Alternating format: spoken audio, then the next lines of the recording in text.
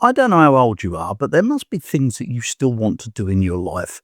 Things that you've thought of in the back of your mind, but you've never quite worked out a way of getting out and doing it. That's what I want to talk about in this video. Because you see, far too many of us have things we'd really like to do, things that we've thought about since we were young, but not quite got around to it. And there have to be reasons why that happens to us. So, what are your goals? What are the things that fire you up? Now, I don't care if you're in your 40s or like me, pushing into your later 60s, but you've still got time left. You're still breathing. There is nothing to stop you going for the things that you want to do. And you owe it to yourself to do that, because there is nothing worse than regret for not having tried to do the things that you wanted to do. I've heard the saying that people have said, it's not what they did that they regret in their lives. It was the things they didn't do. You might have things that you really feel that you'd like to do, and maybe you can, but the thing is, will you? What is it that's holding you back? There are so many reasons that we can stop ourselves from doing the things that we want to do. For me, it could be my age. I'm too old. I've done it. All my energy's gone now. I can't do anything. There's nothing else I want to do. Now, I'm not talking about changing the world. At my age, I'm not going to run a 9-second 100 meters, am I? There are obviously things that I can't do. And there are things that you can't do. The things that you could do, if you put your mind to it, if you release that self-doubt, because that's a killer. We tell ourselves that we're not good enough. There are other people that are better than them. But the thing is, if somebody's done it already, then why not you? Why can't you go for the things that you want to go for? Perhaps it's the lack of money that stops you. Well, you don't have to do it all at once. Start small. The lack of money is not an excuse or a reason not to do something. Perhaps you're scared of failing. Well, what if you do? Haven't you failed before? The thing about a failure is that it's not a bad thing, because you learn things from failing that you would never have learned had you not done it. And it's the things that you've learned from failing that will help you move on the steps to come. Doubt it? Look back at the things that you did way back in time that you can now look at, because you can look at it and laugh about it because you've overcome those problems and you've moved forward. So the fear of failure shouldn't stop you. I'll tell you one that really worried me was the fear of success. What if I become successful? Would my friends stop talking to me? Would people look at me differently? Would people start to look at me and talk about me behind my back because I've moved on and left them behind? All those sorts of things can bother us, but they're not a reason not to go for what you want. Perhaps it is that fact that you tell people that you're going to do something or you want to do something and they ridicule you. Perhaps that's why you don't want to do it, especially if it's somebody that you love, somebody who's close to you, who you would want to support you and help you move on. And they might think differently and say no. My dad used to say to me, people want you to move on until you move on in front of them. And that's another problem, because people stop you from doing things because they don't want you to move on. They want you to stay where you are, to stay in your comfort zone. And for many of us, that comfort zone is a great place to stop. But unless you stretch that comfort zone, unless you push to move on, you never will. If you're in the position in your life where that's great and you don't want to move on and do anything, then that's fine. That's not bad. But I'm not talking about setting the world on fire. I'm talking about just doing something that you want to do. Perhaps you want to write a book, but you haven't got the time because you're at work. Well, then get up earlier in the morning. When the house is quiet, it's a great time to do things. Then at night time when you get home, stay up a little bit later and do it that way.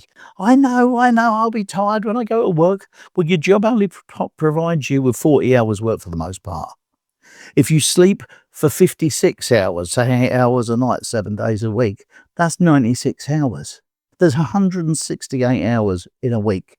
What could you do with the rest of them? It's about prioritizing your time and setting your time to do the things that you want to do in life. Perhaps you like cars and you buy an old one and you want to restore it to a big one, but you haven't got the time. You can make the time. There is time out there if you want to do something. The thing that stops most of us doing anything is that we don't want to do it enough. But if you've got goals and things that you want out of your life, there is no reason why you shouldn't go after it. I understand self-doubt. I've been there. I spent so much of my life with self-doubt. It's one of those things. Can I do it? Have I got what it takes? Do you know what you have? You have what it takes. Everybody does. It's there, deep in there. And it's where, if you want to do something enough, you can build up that time to do it. You can't wait for things to be perfect, you know, because they never will be. You've got to just make that start and get on it and do it. So how do you do it? Say you want to write a book. Let's use that as an example. But the thought of writing a book, it's a whole book. There's so much to do. Well, set yourself a 2-minute goal. Work on it for 2 minutes. Just use 2 minutes a day to get you started. See what you can do. In 2 minutes, could you write a sentence or even maybe a paragraph? Do that and then come back to it another time and do 2 minutes and just keep doing it. And that's how you do it. Someone said, how can you eat an elephant? 1 bite at a time. It's just, if you want to do something, you have to start and make that move. There are things that will stand in your way in your life. But if you want to do it, and you want to do it bad enough, you'll find a way, over, under, around, all through, to get there and do it. It's really important. There are going to be days when you don't want to do it. But if your dream's big enough, the facts don't count. And it doesn't matter your ages. I've told you this before, and I'll tell you it again. If you're still breathing, you still have time. You've got to have a growth mindset. You've got to be able to work your way and keep going towards the things that you want. And I've already said it. A growth mindset is about using your failures as feedback to help you move on, not using them as the thing that's going to beat you up and stop you. It's not about, are you good enough? You're certainly good enough. If you've got that thought in mind that there's something that you want to do, it may be that you want to travel the world. Well, then you need to put in place a game plan and see what it is. Go out to the travel agents, start getting the books and the things, find it out what it is you want, and then start working towards it. Another good thing to do is find an accountability partner. What's an accountability partner, you ask? Well, let me tell you, it's someone that you trust, who you know will keep you on track. Someone that you're going to have to tell them once a week, once a month, what you're doing to go towards the goals that you actually want. Because you're not doing it for anyone else, you're doing it for you.